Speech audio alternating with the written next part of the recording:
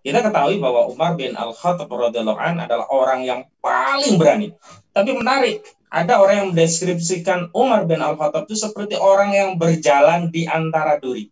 Jadi hati-hati sekali Umar bin Al-Khattab meskipun beliau adalah pemberani. Jadi apa yang dia sampaikan oleh Gus Nawa itu adalah bagian dari apa yang dulu juga dilakukan Umar bin Al-Khattab, bukan karena takut, tapi ini adalah bagian dari kehati-hatian dan juga tidak mengurangi sedikit pun girang perjuangan. Begitu ya Gus ya? أعوذ بالله من الشيطان الرجيم. لقد جاءكم رسول من أنفسكم عزيز عليه ما عنتم حريص عليكم بالمؤمنين رؤوف رحيم.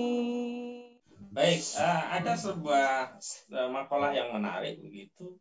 Tidak semua yang kita ketahui kita sampaikan, termasuk orang bodoh yang mengatakan apapun yang ia dengar. Kita ketahui bahwa Umar bin Al-Khattab radhiyallahu an adalah orang yang paling berani. Tapi menarik, ada orang yang mendeskripsikan Umar bin Al-Khattab itu seperti orang yang berjalan di antara duri. Jadi hati-hati sekali Umar bin Al-Khattab meskipun beliau adalah pemberani. Jadi apa yang dia sampaikan oleh Gus Nawa itu adalah bagian dari apa yang dulu juga dilakukan Umar bin Al-Khattab, bukan karena takut, tapi ini adalah bagian dari kehati-hatian dan juga tidak mengurangi sedikit pun girang perjuangan. Begitu ya Gus ya? Betul, betul. Kurang lebih seperti itu ya. Nah, saya balik lagi ke Gus Dur dulu. Gus, saya mau tanya sesingkat aja. Kapok nggak Gus? Tadi sudah ditanya sama istri saya di acara podcast tadi. Kalau saya ketangkap tangan KPK ya, mungkin saya kapok. Karena kalau saya korupsi dana bansos, kalau saya bohongi rakyat, nanti kalau kamu tak kasih kartu ini, nanti kalau kamu nggak punya gaji, kamu dapat gaji. Kamu kalau pegang kartu ini nanti dapat sembako murah. Kamu kalau pegang ini nanti kamu dapat kuliah gratis. Kalau saya membohongi orang, membohongi diri sendiri, mungkin saya kapok. Dan mungkin di dalam penjara saya juga akan semakin tertekan gitu ya. Karena jangankan bertemu orang lain, bertemu diri sendiri pun nggak akan kuat. Saya bisa bohongi orang lain berapapun, berapa lama pun, tapi saya nggak akan sanggup bohongi diri sendiri.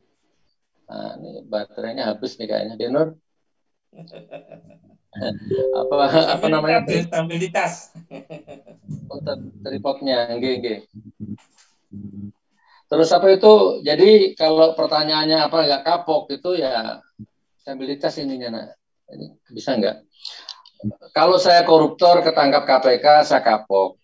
Ya, kan saya apa sih kasus saya ini apa? Coba Mas Ahmad tahu kan?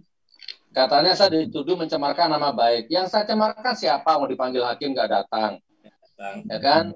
Terus apa lagi? Mencemarkan nama baik yang saya cemarkan nggak datang. Tercemar apanya gitu? Jadi nggak ada kapok, Mas, karena ini hak dan batil. Gitu. Baik. Nah, karena Gus Dur sudah mengalami nih, ya kalau bahasa bahasa sufinya itu sudah mengalami pengalaman spiritual gitu.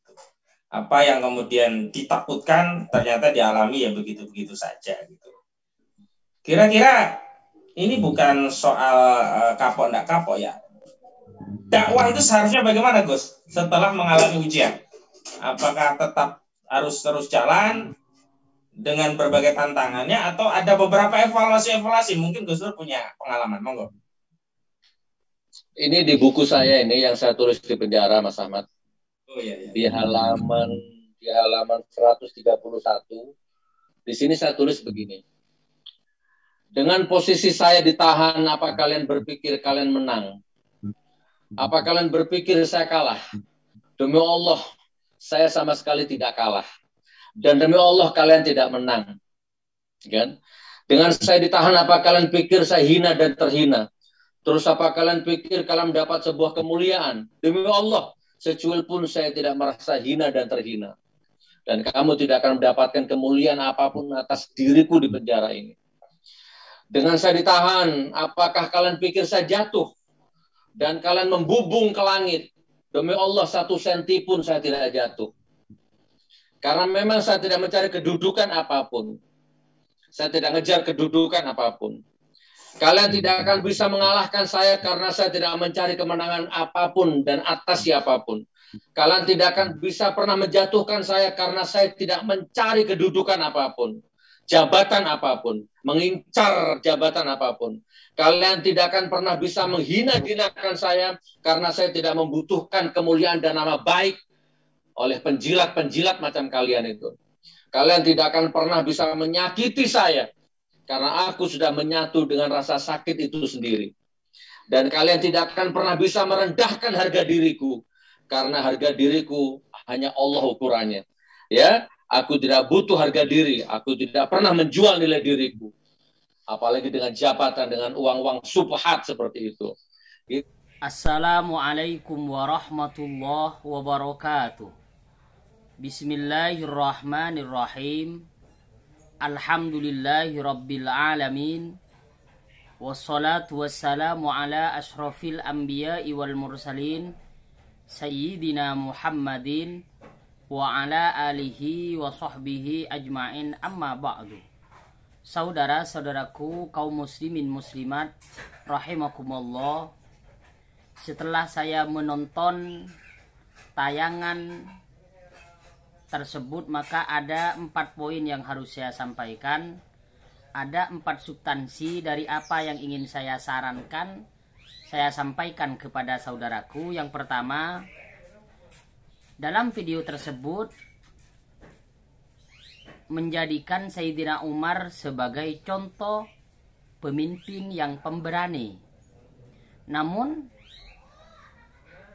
selama ini apa yang disampaikan tidak demikian keadaannya.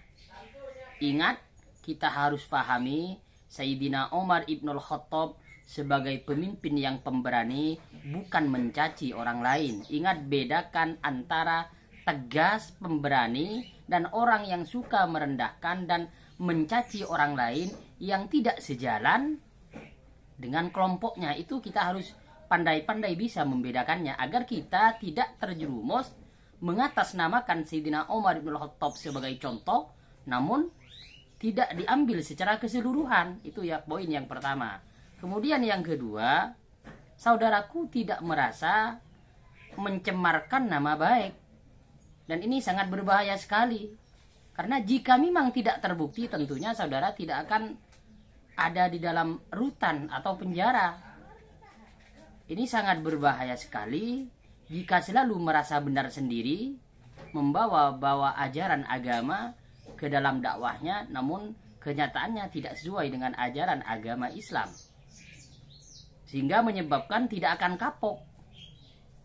Ingat wahai saudara-saudaraku, ini bukan hanya berbicara tentang diri saudara, namun ini berbicara tentang bagaimana generasi umat berikutnya. Karena videonya akan ditonton oleh banyak orang, ditonton oleh umat ataupun bangsa. Yang ketiga, saudaraku berkata, harga diriku hanya Allah ukurannya.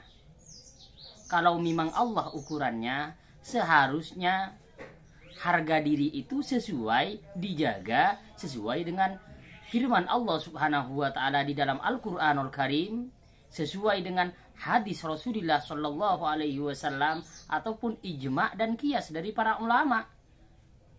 Jadi jangan sekali-kali kita mengatakan harga diriku hanya Allah yang akan mengangkatnya. Kalau perbuatan kita sudah tidak sesuai dengan apa yang diperintahkan oleh Allah, tentunya harga diri kita itu bukan Allah yang mengangkatnya, karena diri kita sendiri yang menjerumuskannya. Itu poin yang ketiga. Kemudian yang keempat, uang syubhat.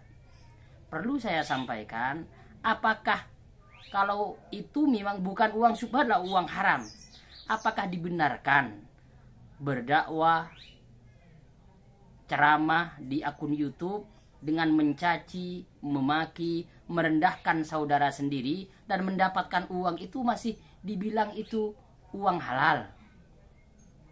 Ini kita harus cerdas untuk memilah dan memilih agar kita tidak terjerumus atas apa yang disampaikan oleh saudaraku ini. Mengingat agama, syariat, Allah, Nabi Muhammad yang dibawa, namun ajarannya sama sekali tidak mencontoh apa yang dicerminkan dalam Al-Quran ataupun hadis Rasulullah SAW. Jadi wahai saudara-saudaraku, kaum muslimin muslimat, rahimakumullah, bangsa tanah air, bahwa kita harus hati-hati, jangan sampai sedikit pun kita terpengaruh terhadap dakwah yang disampaikan seperti dalam video tersebut, karena ini akan merusak moral generasi terbaik bangsa ini. Mungkin hanya ini yang ingin saya sampaikan. Semoga ini jadi koreksi buat saya sendiri untuk jauh lebih baik lagi, juga buat saudaraku kaum muslimin muslimat dimanapun berada. Ihdinas siratal mustaqim, siratal anbiya'i wal mursalin. Assalamualaikum warahmatullahi wabarakatuh.